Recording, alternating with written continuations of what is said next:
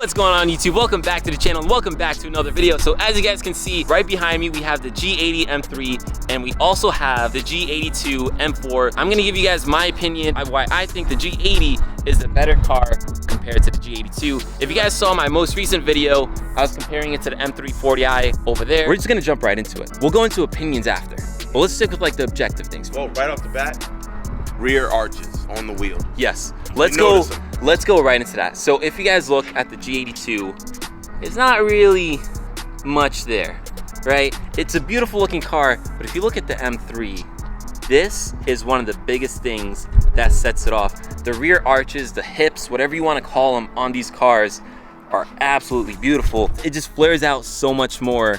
If you guys can see that on the black car, you can just see, look how much that flares out. Now let's compare it to the M4. You guys can see the rear of the M4, it's pretty flat. Well, in my defense, and I will say this, and it's proven, they actually are the same size. The thing is, it takes a longer time for this to flare out. Yeah, I get that. This is a M4 quarter panel, where that's like a regular 3 Series door, and then an M3 quarter panel. Yeah, so the difference is dramatic. Yeah. It's more dramatic on the M3. It's just the same size, but it gets there quicker with the M3. Well, either way, whatever it is, whatever's causing it, I think this is like one of the first things a lot of people kind of lean towards the M3 for, is this like bulky, kind of stubby, bulldog look. Now, the next thing, which I think is actually a good comparison with our cars, because both of our cars have the carbon buckets. If you guys didn't know, I have the carbon fiber bucket seats on this G80, and Mike also has the carbon fiber bucket seats on this G82. Now, they're obviously the same seats. However, there's one advantage having a 4-door. You know what it is? Yep, that's right. So you can see and take full advantage of the beautiful backs of these seats, especially. It smells very good. It does smell really good. That's right. I love that smell. It does smell good, but that's not specific to the G80, guys. That's not gonna be one of the reasons. But you can easily see these carbon bucket seats, which for us as content creators is great. All right, guys. So now if we go to the M4, even if you open up the door, you obviously can't see it. Yeah. I mean, if you do that, you can see it. It's not as cool though. I mean, otherwise guys, the interiors of these cars are virtually the same. Now, let's go into the biggest and most obvious thing, which I know if you're debating a coupe or a sedan, you're probably not even thinking about this because it's something you don't even have to think about. If you need 4 doors, obviously get the M3. You get a more usable back seat, although the back seat isn't that much bigger. It's just more accessible. Yeah, easier accessible. It's more accessible, which for someone like me who's a parent and sometimes has to deal with car seats, that's really helpful. Whereas the M4, obviously, it's a 2-door. It does have usable back seats. The back seat is actually not too bad. You mind if I sit back there? Go ahead. It feels like I'm getting into the bucket seats. I also am trying not to hit the bucket seats. You know, honestly, it's not too bad back here. I definitely hit my head. Tell me when to stop. That's good. Let's not push it any more than that. Yeah, it's not bad. It's really not that bad. Like if you have kids or something, like they can easily fit back there. But let's compare it to the M3. I never actually compared them like side by side. I just said, oh dude, this is so much better. It's comfortable, man. Dude, this is way better. Legit, like I actually have headspace. I have like, I'm 6'2" by the way. I'm not tall, but I'm not small. Yeah, the back seat is definitely just way more usable, way more headroom. The knee room is pretty much the same. Obviously, putting a car seat back here, even just getting to the back seat, is way easier. You have 4 doors. So the back seat of the M3 is definitely way more usable. We all saw that coming, obviously. It's a 4-door versus a 2-door. I think that the biggest thing that people worry about with these cars, I'm not talking about like grilling like that, are the seats. Everyone wants to know about these carbon bucket seats. And I think, you know, the nice thing is you can obviously get the bucket seats on both of them, but I just personally think that you can feel the seats more in the M3 because you can have people sit back there more easily. You can see it. You can literally see it. Even just right now through this window, you can see the carbon bucket seats. Yeah, I mean, I have to stretch. Yeah, you can do that on the M4. I mean, besides this bird poop right here. So otherwise, guys, obviously the M3 has a much different design from the rear. You know, that's just subjective. You guys either like it or you don't. It looks wider and it has bigger hips. The taillights are different though. and so is pretty much the whole design. Here's just a quick look at the M4's design. Now, in terms of the rear, honestly, I actually prefer the taillights on the M4, just me personally. So just overall, guys, the M4 has a way more sleek look, a look that Mike actually explained it well before. You said it reminds you more of like a supercar. So the best way I could describe it, and this is the #1 reason why I got the M4. When you see M4 or Huracan or 911 fly down the highway, you go, those are some nice cars. Those are some sexy supercars. When you see the M3 and a Huracan and an R8 or whatever, a Porsche, you go, holy cow, those are some nice supercars, and that sedan is keeping up with them. He told me that a while ago, and I was like, that I think explains it really well. I think any case with a two-door, you always get like a sleeker look. Now, Mike also said, he explained it better than I could, the M3 has more of like a chubby look, which we were kind of saying before. So it depends, like whatever look, it's very subjective, guys. Whatever you want to go, objectively, they're very similar cars. The front ends look very, very similar. They're virtually the same.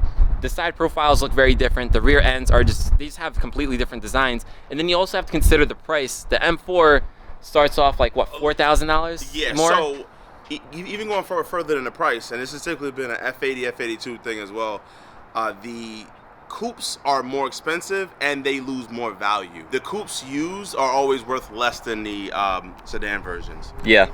That's a really fact. good point. That's a fact. The F80s hold a lot more than F80s too. Same thing with the G82s. However, the G82s and the 4 Series just cost a lot more. I'll say this, modability. I think personally the M3 takes mods a little bit better than the M4. As far as wheels, I kept the stock wheels on because every single wheel option and choice, I just don't, it doesn't hit as hard as the stocks. Now on the M3, totally different. Even with the ride height, mine is lowered on the AST springs. Yours is stock height, and it does not even look as bad. When my car was on stock height, it looked like a monster truck. Yeah. So between wheels, height, and spacing and stuff like that, the M3 really does shine. I agree with Mike. I think just overall, this feels more of like a moddable car, whereas this car, similar to like to the 4 Series, like the F32s and the F30s, the F30s always felt more like a moddable car. So I think that the same applies in a way to the G80s. And also, coming from an M340, I'm a bit of a big guy, and one of the main issues that I had on my M340 that I vowed to not get this because it's a similar design, getting in and out of it right here, I destroyed this rubber groove right here, getting in and out of the car. I just beat it up completely because you don't get enough room.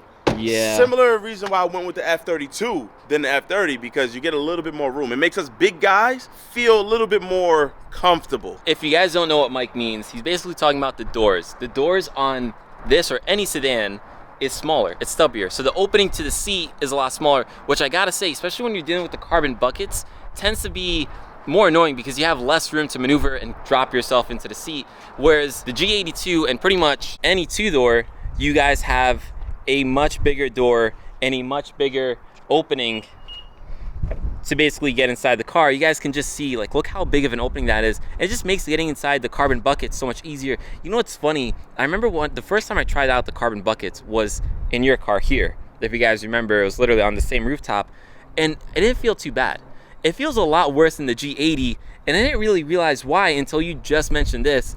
I think it's just because the doors are so much smaller. Like, look at this. If you open up this door, ignoring all my stuff in the seat, but like the seat is back here. Just look at him. He looks so much richer in this car. Look, he looks like a superstar in the M4. It's the shades. It's the shades. No, but if you want me to be honest, compared to like this, he look like now. Now go sit down. Look, you see what I'm saying? He don't look as rich now. Yeah.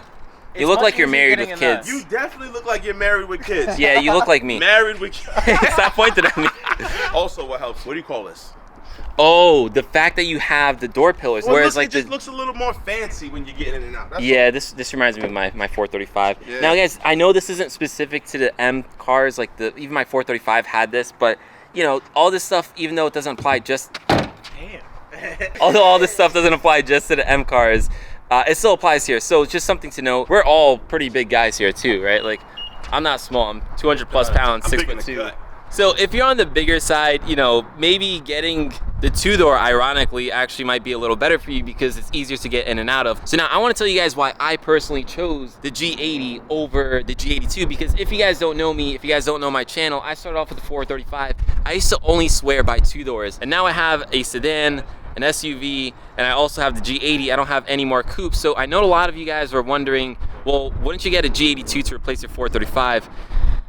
So a few reasons. So one thing is I am married with kids. So if I ever want to enjoy this car with my family, I feel like having a G80 is just going to be a lot easier to do that. That's more of a personal reason, guys. If you guys can relate to that, I'm sure you're going to enjoy the G80 more. Now, the next thing has to do with honestly like business reasons. So I do run YouTube as sort of like a side business of mine. So when I'm making these videos and I'm trying to relate to you guys, there's gonna be more G80 guys out there who wanna watch these videos, who I can market to, who I can show a mod to and stuff like that. There's just a bigger G80 community, as far as I know at least. So those two are probably the biggest reasons why I chose the car. It doesn't even have to do with the price and styling, because honestly, although there's definitely some styling cues that I really prefer on the G80, there's also some styling cues I prefer on the G82. So it's really a toss-up for me. And what really decided for me was really the 4 doors, having that convenience, having that ability to easily put my family in the car and take them with me to car shows. But otherwise, guys, it really comes down to what you prefer. If you want the 2-door look, if you want the 4-door look, they both perform the same way and you can spec them out pretty much the same way. Anyways, guys, we pretty much went through everything that we can comparing these two cars. Again, there's a lot of obvious stuff that you can just see looking at them. So just go through it yourself, see which one you like. Anyways, guys, if you like this video, make sure you drop it a like, hit that subscribe button, stay tuned for more content on the G80. As I keep on mentioning, this car is not gonna stay stock. So with that said, this video is pretty much done and I'll catch you in the next one. Peace.